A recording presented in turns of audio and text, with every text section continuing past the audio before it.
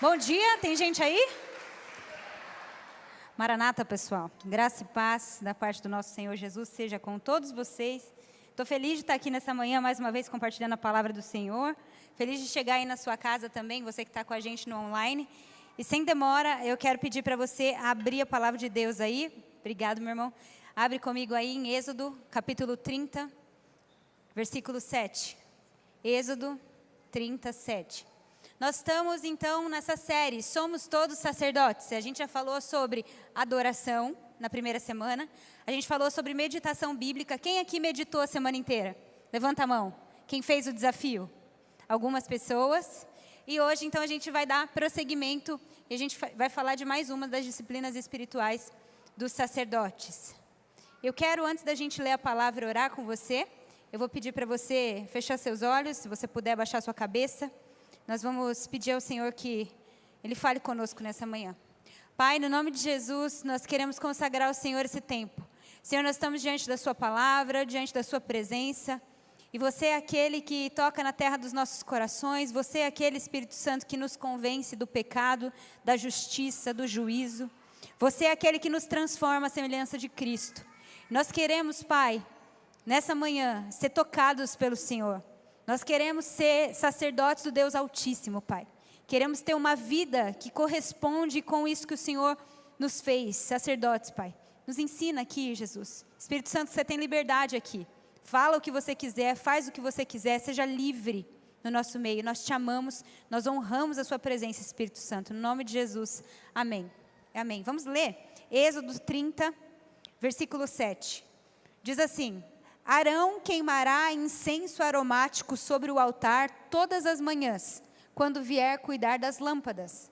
Também quando acendê-las ao entardecer, será queimado incenso continuamente perante o Senhor. Diga assim comigo, continuamente, pelas suas gerações. Então o que nós estamos vendo aqui? Nós estamos vendo uma ordem que Deus deixou para os sacerdotes, para os filhos de Arão. Eles deveriam queimar incenso a Deus perpetuamente pela manhã e pela tarde. Você sabe que o sacerdote no Antigo Testamento, ele era uma espécie de mediador. Ele era alguém que ministrava a Deus em favor de Israel. Ele era um mediador, ele era alguém que fazia intercessão entre Deus e o povo. Você já parou a pensar sobre essa palavra intercessão? O que é ser um intercessor? Intercessão vem de duas palavrinhas juntas. Inter, que significa entre. Seção, que é uma secção, um corte em duas partes. Ser um intercessor é estar entre duas partes. Essa era a função do sacerdote. Estar entre duas realidades. Estar entre Deus e os homens. Estar entre céus e terra. O sacerdote é um intercessor. Se nós estamos falando aqui domingo após domingo que nós somos todos sacerdotes, eu quero dizer para você que é sua responsabilidade estar entre céus e terra em favor dos santos e do mundo. É sua responsabilidade ser um transformador de atmosferas por causa do sangue de Cristo, porque você agora é um sacerdote do Deus Altíssimo, você é alguém que sabe a vontade dos céus e que manifesta ela na terra. Nós somos todos sacerdotes. E aí, olha que lindo isso que a gente leu. A gente estava vendo aí essa realidade do sacerdócio no Antigo Testamento. E tinha então um tabernáculo ou um templo nessa época. E dentro desse templo, desse tabernáculo, tinham mobílias e utensílios. Essas coisas estavam relacionadas à função do sacerdote. Tinham a ver com o trabalho do sacerdote. E existia um altar dentro do templo, no lugar santo, chamado altar do incenso. E era nesse lugar onde se acendia incenso. Esse incenso era feito com ervas aromáticas. Era um incenso que tinha uma combinação exclusiva. Ninguém podia copiar aquilo. Ele era dedicado santo ao Senhor. Então o que o sacerdote fazia? Ele entrava no lugar santo, ele pegava o fogo, acendia o incenso e aquele cheiro, aquele aroma, aquela fumaça subia a Deus na hora do culto, subia a Deus na hora da adoração. E aí o que acontece? Eu queria lembrar você de que o Antigo Testamento e a realidade dos sacerdotes que nós estamos conversando aqui, tudo que tinha nesse Antigo Testamento era uma sombra. Uma sombra para coisas que a gente ia entender melhor no Novo Testamento. Era uma sombra de realidades superiores. Então, por exemplo, no Antigo Testamento tinha um tabernáculo ou um templo. O que isso simbolizava? Simbolizava um tabernáculo maior. A Bíblia diz que Jesus Cristo veio, encarnou e habitou entre os homens. A palavra original ali é: Jesus armou um tabernáculo entre os homens. Cristo era o tabernáculo de Deus no nosso meio. Então você vê que aquilo que existia no Antigo Testamento era só uma sombra para a realidade superior. Cristo é o verdadeiro tabernáculo. Mas não só o tabernáculo.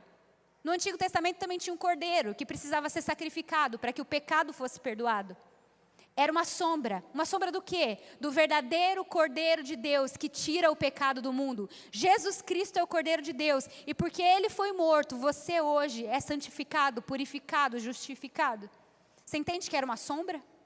Mas não só a questão do tabernáculo do Cordeiro, existia também, naquela época, um sumo sacerdote. Quem era esse cara, o sumo sacerdote? Era alguém que entrava uma vez por ano num lugar chamado Santo dos Santos e ali ele fazia expiação pelo povo. Só que todo ano ele tinha que matar cordeiro e trazer o sangue diante da Arca da Aliança.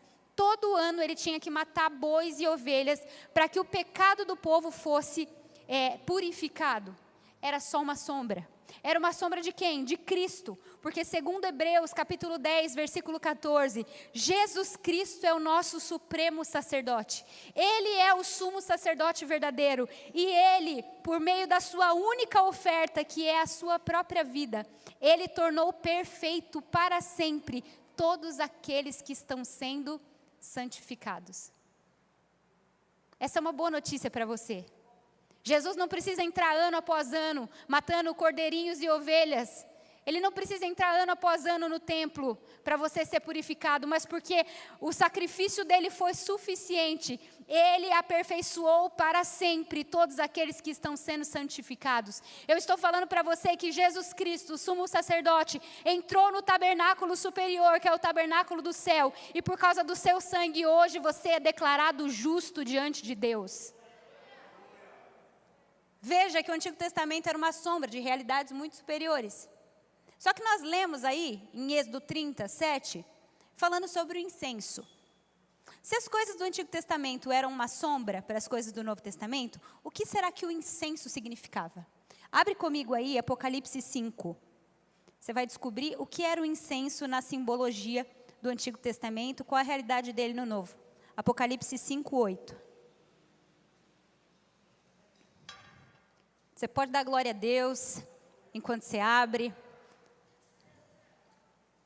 Apocalipse 5:8 diz assim: Depois de ter ficado com o livro, os 4 seres viventes e os 24 anciãos se inclinaram até a terra, na frente do Cordeiro, tendo cada um deles harpa e taças de ouro, cheias de incenso, que são o quê?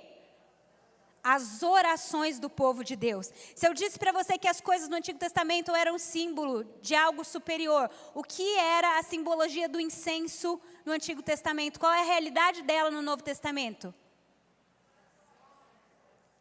A oração. Diga comigo, a oração. Continue lendo aí Apocalipse 5:9.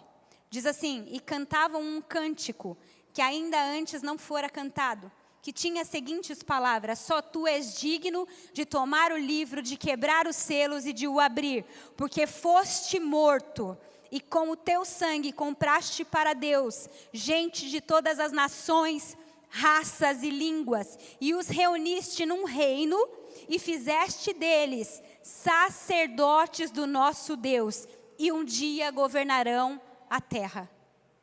Veja, não existe mais necessidade de um mediador para nós, para que as nossas orações sejam ouvidas. Agora, por meio do sangue de Cristo Jesus, o pastor não precisa mais orar por você. O padre não precisa mais orar por você, porque agora, por meio do seu corpo, ele rasgou o véu de alto a baixo. O lugar que apenas um sumo sacerdote entrava uma vez no ano, está aberto, e todas as vezes que você ora, todas as vezes que você, sacerdote, acende o seu incenso, isso chega direto na sala do trono de Deus. Sabe o que eu vim falar para você? Eu vim dizer para você que a responsabilidade de encher a sala do trono de incenso agora é sua.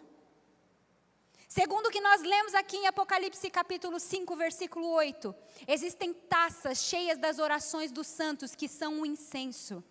A responsabilidade de encher de incenso a sala do trono de Deus agora é sua. Sobre o que eu quero falar hoje com você? Eu quero falar para você que sem oração o nosso sacerdócio está corrompido.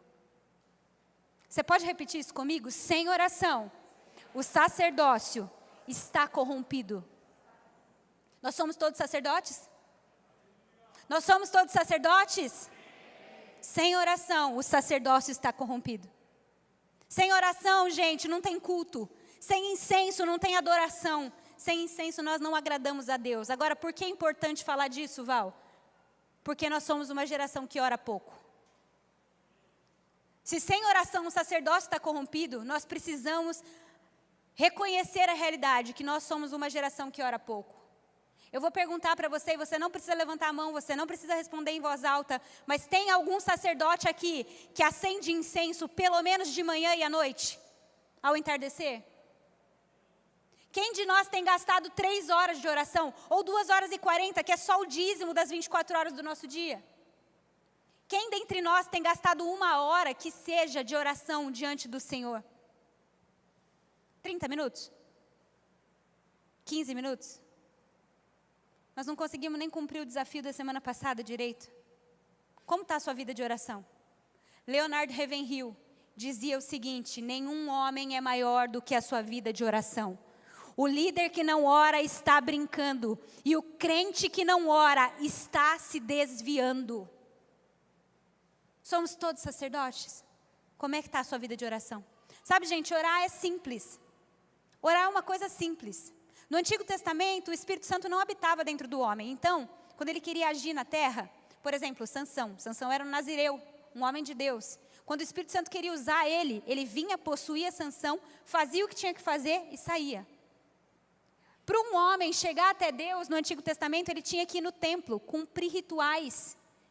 O sacerdote tinha que fazer a mediação, e então ele era ouvido. Hoje, para a gente orar é simples, o Espírito Santo habita dentro de você. É simples, você pode orar em qualquer lugar. Você pode orar a qualquer momento. É a ligação direta entre você e a sala do trono. É simples orar, uma criança pode orar. Mas entenda, apesar de orar ser simples, não é fácil. Quantos concordam comigo que orar não é fácil? Eu fiz uma pesquisa ontem. Como é que está a sua vida de oração? Você está satisfeito com a sua vida de oração? Fiz essa pesquisa no meu Instagram. 95% das pessoas dizem que não estão satisfeitas com a sua vida de oração. E aí eu perguntei assim, por que você não ora mais? E eu coloquei algumas opções. Não tenho tempo, não sei orar, não quero orar e não entendo a importância disso. E a maioria esmagadora das pessoas diz que não ora porque não tem tempo ou porque não sabe fazer. Orar é uma coisa simples, mas não é fácil. Sabe, na minha casa, a gente tem algumas regrinhas matinais, algumas obrigações matinais. Meus filhos têm 10 e 8 anos. Então eles sabem que eles acordaram, eles têm que arrumar a cama, escovar dente, tomar café. Eles têm que fazer lição de casa e depois eles têm que orar e ler Bíblia. Isso faz parte da rotina matinal da minha casa. Muitas pessoas já me perguntaram, Val, é sério que você obriga seus filhos a orar e ler Bíblia? Sim, eu obrigo os meus filhos a orar e ler Bíblia. Sabe por quê? Porque eu obrigo eles a comer. Porque eu obrigo eles a escovar o dente. Porque eu obrigo eles a comer salada, porque isso faz bem para a vida deles e preserva a vida deles. Por que eu não iria ensiná-los aquilo que preserva a vida espiritual? Pai e mãe que está aqui, eu quero te dar um conselho do fundo do coração. Ensine os seus filhos a amarem o lugar de oração.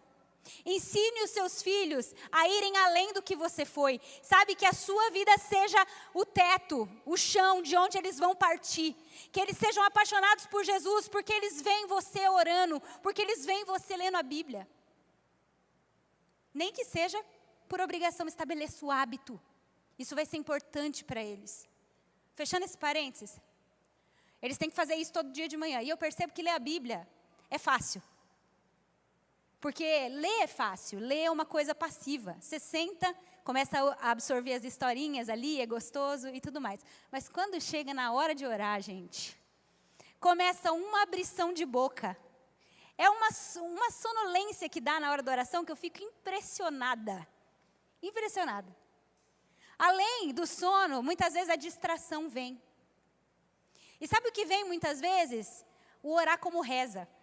Sabe aquela oração assim? Senhor, muito obrigado por esse dia em nome de Jesus? Amém. Senhor, muito obrigado por esse alimento que está na mesa em nome de Jesus? Amém. Senhor, muito obrigado.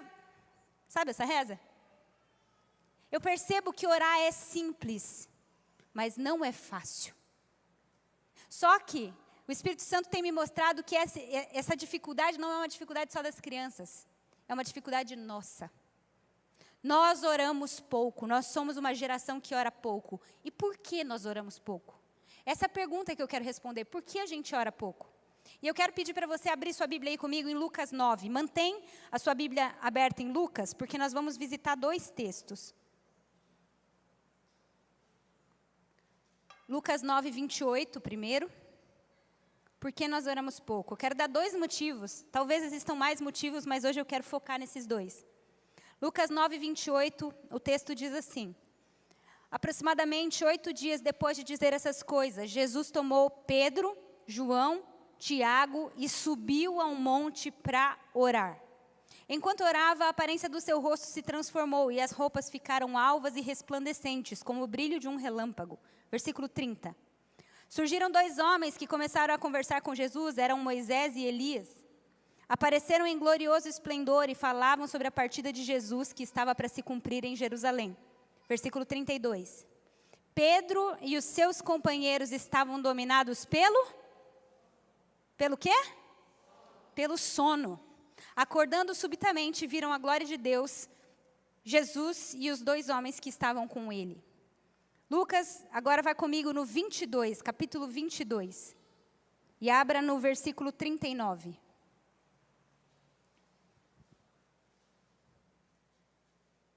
Lucas 22, 39. Um outro texto.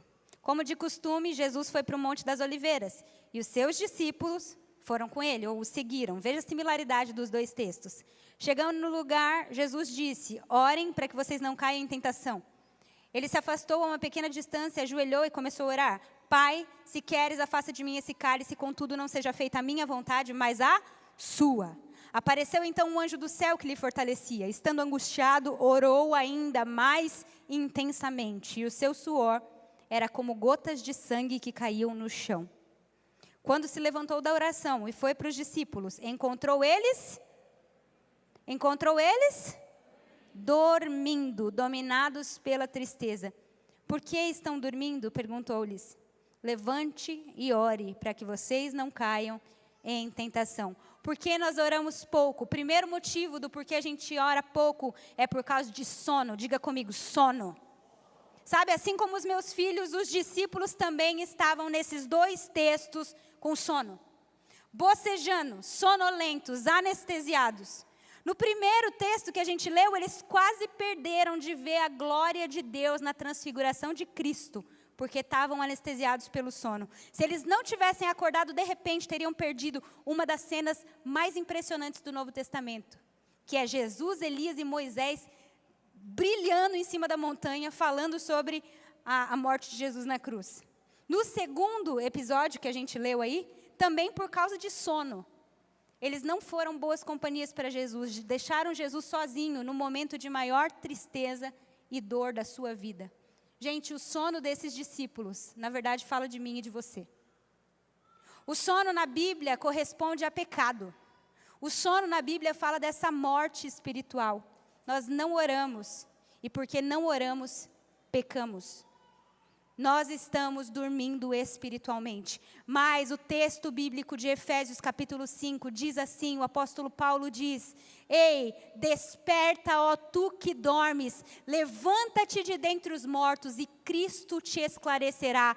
Eu creio pelo Espírito Santo que nessa manhã, Jesus está nos acordando desse sono, dessa indolência, dessa preguiça espiritual. E Ele está dizendo para você, ei sacerdote, a responsabilidade de subir incenso é sua. Desperta! Acorda! Esse foi o chamado de Deus para mim, quando eu estava orando e preparando essa mensagem. É tanta indolência, gente, é tanta preguiça espiritual. Nesse momento de agonia, Jesus leva os discípulos para orar. No momento de glória, de transfiguração, de rosto brilhando, Jesus leva os discípulos para orar. Porque orar, gente, não é sobre o momento ser ruim ou sobre o momento ser bom. Orar é sobre estar na companhia de Jesus. Não importa a circunstância, não importa se é um jardim de agonia ou se é um monte de glória. Ele quer a sua companhia, é Ele que pega Pedro, Tiago e João pela mão e leva eles para o lugar de oração. E é isso que Ele quer fazer com a gente nessa manhã. Ele está pegando você pela mão e dizendo, filho, vamos orar. Vamos orar mais, nós precisamos orar mais e melhor. Meu Deus. Jesus é esse nosso modelo, esse nosso exemplo. No momento em que ele estava suando sangue em oração, ele submete a sua carne ao Espírito. Ele vai orar quando ele está mal. Quantas pessoas falam, Val, eu não estou orando, porque eu estou num momento muito difícil da minha vida. Val, eu estou pecando. Val, eu estou angustiada. Val, eu estou passando uma crise no meu casamento. Val, eu estou tão ansiosa, depressiva, que eu não tenho força para orar. É nesse momento de agonia que Jesus vai orar. E ele tem a oração de alguém que está acordado, alguém que está despertado. Porque ele ora assim, Pai, não seja feita a minha vontade, mas a sua vontade. Essa é a oração de alguém que está acordado e não dormindo. Quantas pessoas no momento de agonia até oram, mas oram como se Deus fosse um amuleto, como se Ele fosse um Papai Noel, como se Ele fosse alguém, um meio para satisfazer a sua vontade. A oração de alguém desperto, de alguém acordado é, Pai, seja feita a sua vontade e não a minha. Jesus até disse, Pai, se você quiser, passa de mim esse cálice, se for possível, passa, porque Ele não queria passar por aquilo. Mas Ele disse, sobretudo, a sua vontade prevalece. Jesus está nos chamando para o lugar de oração, mesmo que a circunstância seja difícil. E não para você estar dormindo como os discípulos, mas para acordado você dizer, Senhor, eu posso não estar entendendo nada. Senhor, pode estar sendo difícil para mim. Senhor, eu não queria passar por isso, mas eu sei que a sua bondade está comigo. Eu sei que você vai fazer a sua vontade. E eu, como verdadeiro sacerdote, eu oro. Venha o teu reino e seja feita a sua vontade na terra, como ela é feita no céu. Quantas pessoas, à semelhança dos discípulos, no momento de tristeza, no momento de agonia, não encontram forças para orar. Mas nessa manhã o Espírito Santo está nos dando força. Jesus está nos chamando para orar junto com Ele. E Ele está perguntando, será que vocês podem vigiar em oração comigo? Ele diz em Mateus 26, 41, o Espírito está pronto, mas a carne é fraca. Meus irmãos, se nós dependemos da carne, nós não vamos nunca para o lugar da oração. A nossa carne quer o bucho cheio, um travesseiro bem fofinho. A nossa carne quer o Netflix, coisas passivas. Mas nós precisamos aprender a submeter a nossa mente carnal ao Espírito de Deus. Seja no jardim da agonia, ou em qualquer outro lugar, Jesus te chama para orar. Mas nos montes, Jesus também nos chama para orar. E isso eu acho interessante, porque como eu disse para você, muitas pessoas têm até facilidade de orar quando tudo está ruim. Mas basta as coisas melhorarem que a pessoa entra no sono espiritual e esquece de Deus. Muitas pessoas negligenciaram a vida de oração, não é porque tudo deu errado não, é porque tudo deu certo. Talvez a sua empresa finalmente está bombando e o dinheiro está entrando na conta. E você parou de orar, porque agora está tudo bem. Talvez você orou por anos para Deus te dar uma companhia, um namorado, um noivo, uma noiva. E você orava, Senhor, tem misericórdia de mim, eu não quero ficar sozinho. E agora que Deus te deu essa bênção, você entrou no sono, parou de orar. Quantas pessoas, enquanto tinham desejo de engravidar, orava, Deus deu um filho, parou de orar. Eu não sei, mas muitas vezes não é o jardim da agonia que nos deixa sonolentos. Às vezes é o monte da transfiguração que também nos deixa sonolentos. Quantas pessoas dizem, Val, não oro porque estou triste, porque estou isso, porque estou aquilo. Mas quantas pessoas dizem, Val, não oro porque estou ocupada demais. Não oro porque meu trabalho está indo bem demais. Porque estou dedicando muito tempo para outras coisas. E por isso acabo entrando nessa inércia, nessa indolência espiritual. Meus irmãos, Leonard Ravenhill dizia assim, como você vai derrubar as fortalezas de Satanás se você não tem força para desligar a sua TV? Essa citação dele está um pouco descontextualizada, porque ninguém mais assiste televisão aqui. Então eu vou atualizar. Como vamos derrubar as fortalezas de Satanás se não temos força para desligar o nosso iPhone, o nosso Samsung, o nosso celular, as nossas redes sociais? Como vamos derrubar as fortalezas de Satanás como igreja, se não temos força para acordar 1 hora mais cedo para estar diante do nosso Senhor? Estamos ocupados demais, trabalhando demais, distraídos demais. Tem misericórdia de nós, Senhor. Precisamos aprender com os reformadores, com os pais apostólicos. Martinho Lutero dizia assim, olha, atualmente eu estou tão ocupado que eu não posso passar menos de 4 horas por dia na presença de Deus. Quanto mais coisas Deus confia a você, maior a necessidade que você tem de interceder por elas. Eu fui presencialmente na Torre de Calvino em Genebra. Gente, em cima da igreja onde ele era pastor, tem uma torre de oração onde ele orava. Não tem calefação, não tem aquecimento. No inverno chegava a -20. Todos os dias Calvino subia a torre e gastava 1 hora de oração para cada lado de Genebra. Por isso a Suíça é o que é, porque alguém orava pela sua cidade. Alguém não se considerou ocupado demais com a sua vida, a ponto de esquecer da intercessão. Nós precisamos orar, gente, nós precisamos orar. O primeiro mandamento do Senhor é: amarás o Senhor sobre todas as coisas. Sobre todas as coisas, em primeiro lugar, amamos o Senhor. Eu amo Douglas, é meu marido. Não seria esquisito se dizendo amar o Douglas eu não passasse tempo com ele?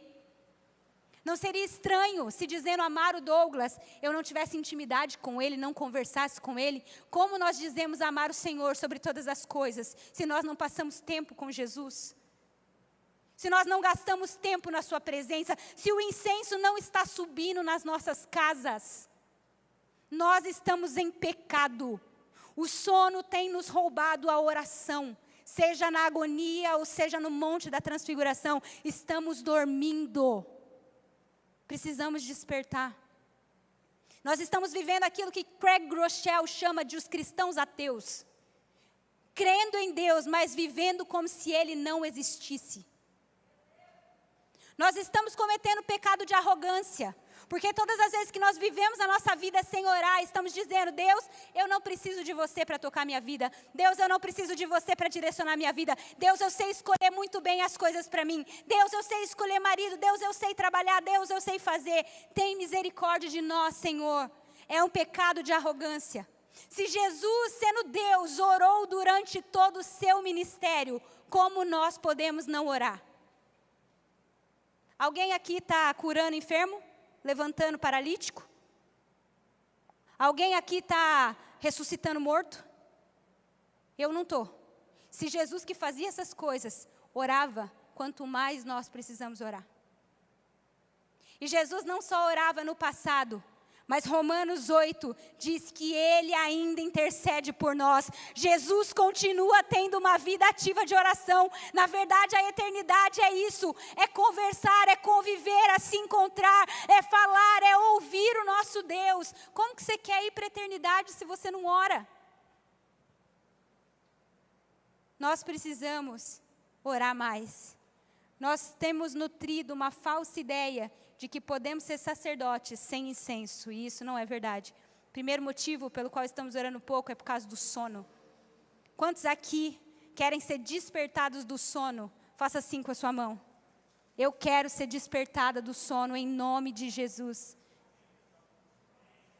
Senhor, desperta-nos. Senhor, acorda-nos. Senhor, tira-nos da preguiça espiritual. Senhor, tira-nos dessa inércia, Pai. No nome de Jesus, toca na nossa vida. O primeiro motivo é o sono, mas tem um segundo motivo. E o segundo motivo, pelo qual a gente ora pouco, é porque nós desconhecemos o poder da oração. Nós desconhecemos o poder da oração. Gente, se Abraão não tivesse orado, Ló teria morrido em Sodoma. Se Moisés não tivesse orado, Israel teria sido fulminada por Deus na sua ira. Se Ana não tivesse orado, Samuel não teria nascido. Se Davi não tivesse orado, se arrependido, não seria um homem segundo o coração de Deus. Se Salomão não tivesse orado, não seria o homem mais sábio que já existiu. Se Ezequias não tivesse orado, teria morrido 15 anos antes. Se Daniel não tivesse orado, não conheceríamos muitas das profecias a respeito do tempo do fim. Se os discípulos não tivessem permanecido em oração, não haveria revestimento. Se Cornélio não orasse, sua família não receberia o evangelho. Se Jesus não tivesse orado, o que seria de mim e de você? A minha pergunta nessa manhã é: você conhece o poder da oração? A minha pergunta é: o que está deixando de acontecer na sua vida? O que está deixando de acontecer na sua família, no seu casamento? O que está deixando de acontecer na nossa cidade, em Bragança Paulista? O que está deixando de acontecer no Brasil? Porque os sacerdotes não estão no lugar de oração. Meus irmãos, nós temos colocado a nossa esperança em tantas coisas. Enquanto nação, nós temos colocado a esperança em homens, em ideias, em políticos, em partidos. Tem misericórdia de nós, Senhor. A nossa esperança está no Senhor. A nossa esperança está em Deus. Feliz é a nação cujo Deus é o Senhor. Nós precisamos de sacerdotes e intercessores por essa terra. O que está deixando de acontecer no Brasil hoje, que já era para estar liberado, mas porque não tem sacerdote suficiente queimando incenso, não está acontecendo? Oh, gente, eu não sei porquê. Deus é soberano, Deus é onipotente, mas tem uma coisa que está clara nas Escrituras. Ele resolveu fazer as coisas na terra por intermédio da oração. Ele decidiu mover o mundo pela oração. Olha o que diz Tiago 5. Muito pode, na sua eficácia, a súplica de um justo. Em algumas versões, a oração do justo é poderosa em seus efeitos. A gente ora pouco porque não sabe o poder da oração, ou subestima o poder da oração.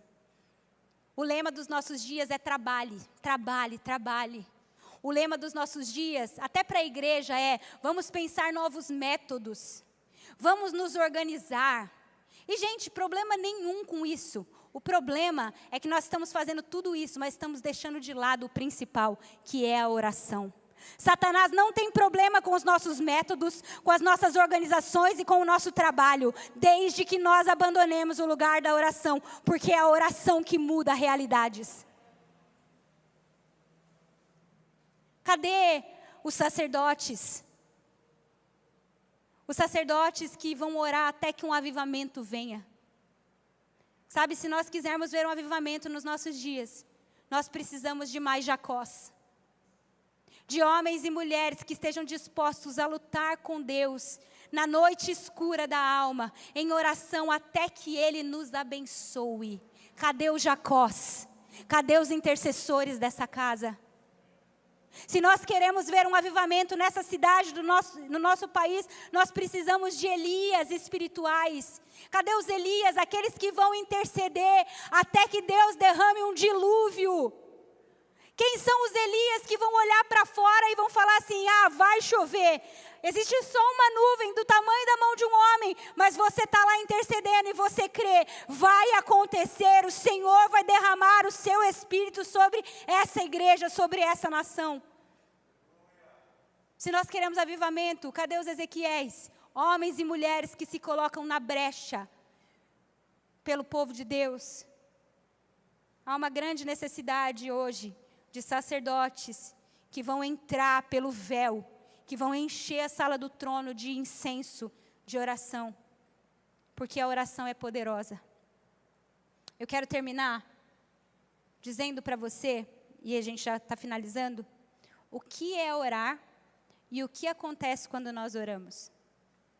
O que é orar e o que acontece quando nós oramos? Abre aí comigo Salmos 18, 6.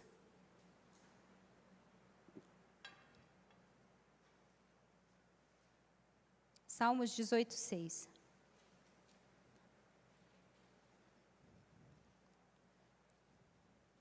Eu quero falar para você agora 3 coisas a respeito da oração. E todas as 3 fazem parte da oração. Todas as 3 são importantes. Mas eu quero mostrar para você uma certa progressão na vida de oração.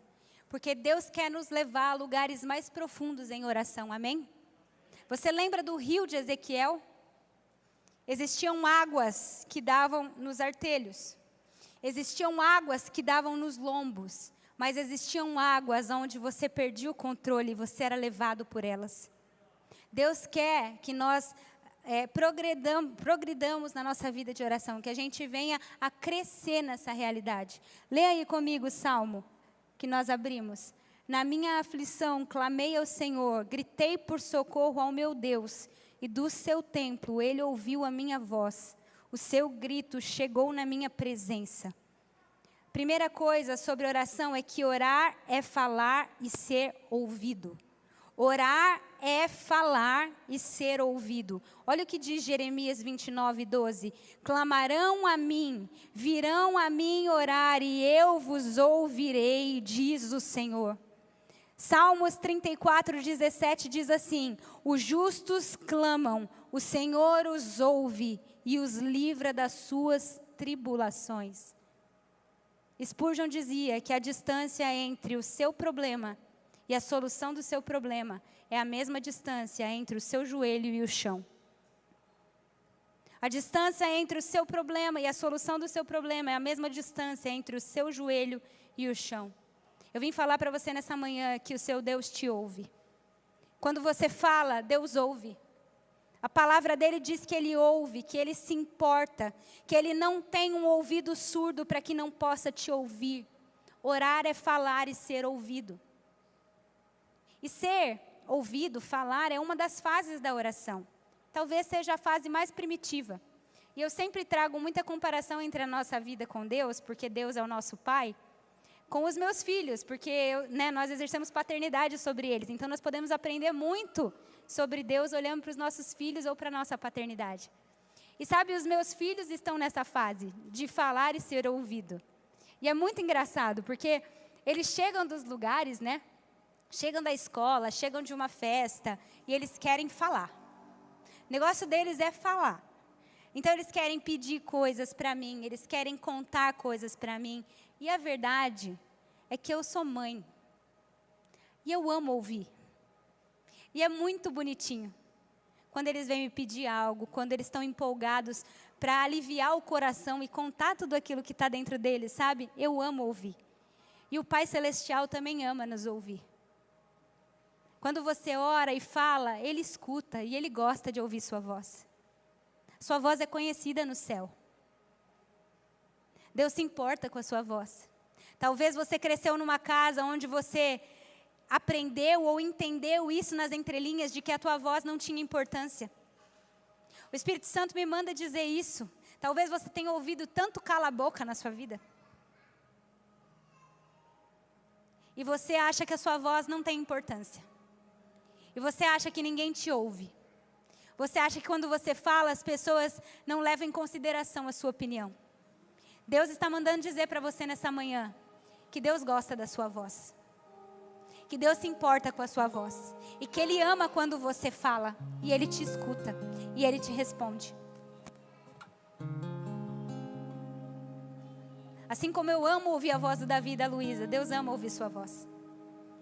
E sabe quando a gente está nessa fase da oração, É a fase que a gente vai diante de Deus com a nossa listinha de pedidos. Quem aqui faz listinha de pedidos? Eu tenho isso, sabia? Faz parte, falar e ser ouvido é uma parte da oração.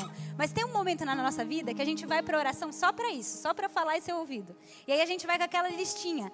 Então você escreve 200 nomes na listinha. Vou orar pelo meu pai, pela minha mãe, pela minha tia, pelo meu chefe que precisa converter. Vou orar por aquela circunstância, pela dívida financeira, pelo não sei o que, não sei o que, não sei o que. E aí você faz aquela lista. Aí você chega diante de Deus, como os meus filhos chegam diante de mim, empolgado, pedindo. E você fala como se fosse uma matraca. E sabe, tem horas até que Deus queria intervir e fazer alguns apontamentos a respeito daquilo que você está falando, mas você ainda está nessa fase e Deus, tudo bem, Ele deixa você falar, fala. Só que quando você está nessa fase de oração, é muito engraçado, porque você consegue orar 20 minutos no máximo. Porque acabou os nomes da lista, acabou os pedidos da lista, você não tem mais assunto, você não tem mais o que orar. E como eu disse, é importante, mas Deus quer nos levar numa fase além dessa, amém? Qual que é a próxima fase? Se a primeira é falar e ser ouvido, a segunda é encontrar e ser transformado. Orar é falar e ser ouvido, mas orar é encontrar e ser transformado. Abre comigo aí rapidinho Mateus 6,6. Isso aqui mudou a minha vida, esse entendimento. Mateus 6,6 diz assim: quando você orar, vá para o seu quarto, feche a sua porta e ore ao seu pai que está no secreto. Então percebe uma coisa, quando você vai para o seu quarto orar, fechar a porta, não está falando assim, o seu Deus que escuta você falando no secreto. Ele diz assim, o seu pai que te vê no secreto te recompensará. Meu irmão, toda vez que você entra no seu quarto de oração, você não está entrando só para falar, você está entrando para encontrar. Quando você entra e fecha a porta, deixa eu te contar uma coisa, Deus está lá. Deus te vê lá. Deus está querendo ter um relacionamento, encontrar com você pessoalmente, não apenas ouvir sua voz, mas se revelar a você. E nessa revelação, Ele quer te transformar. Olha só o que o Ravenhill falava, muitas pessoas oram para ser abençoados, e isso tem a ver com a primeira etapa, mas ele diz, algumas pessoas apenas oram para ser quebrantados. Se o primeiro nível é um nível mais raso, aqui nós já estamos falando de um nível mais profundo. Se o primeiro nível nós estamos falando de um nível mais físico, mental, aqui nós estamos falando de envolver as nossas afeições, as nossas emoções, de estar com a nossa alma diante do Senhor, de deixar Ele mostrar quem nós somos, o nosso pecado e nos limpar. Enquanto você ora, sabe o que Deus faz? Deus vai tirando cada vez mais da sua carnalidade, do seu pecado. Ele vai deixando você mais vazio e vai colocando mais da presença dEle em você. Orar é encontrar e ser transformado. Olha o que diz Jeremias 29:13. Vocês me procurarão e me acharão quando me procurarem de todo o coração. Essa fase é uma fase que envolve coração. Sabe o que Jesus detestava? Fariseu. Me honra com os lábios, mas o coração está longe de mim. John Bunyan dizia assim, olha, na oração é melhor ter um coração sem palavras do que palavras sem um coração. Deus está vendo o teu coração quando você entra no teu quarto para orar. Ele está se encontrando com você e Ele quer tocar em você para que você seja completamente transformado à semelhança de Cristo. Mas não só isso, existe um nível mais profundo. Nós falamos do falar e ser ouvido, seria uma infância. Nós falamos do encontrar e ser transformado, seria uma juventude. Mas então existe uma fase de maturidade. E essa fase significa que orar é ouvir e ser íntimo. Kierkegaard dizia, um homem pensava que orar é falar, mas quanto mais ele orava, ele percebeu que orar na verdade é ouvir. Abre comigo aí Salmo 25:14.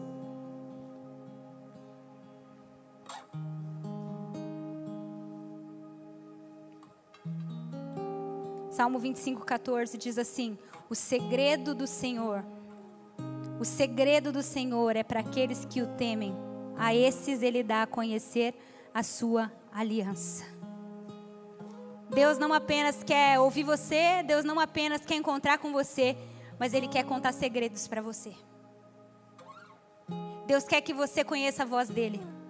João capítulo 15, versículo 15, Jesus disse assim, eu não chamo mais vocês de servos, porque o servo não sabe o que o Senhor faz, mas eu tenho vos chamado amigos, porque aos meus amigos eu revelo os segredos.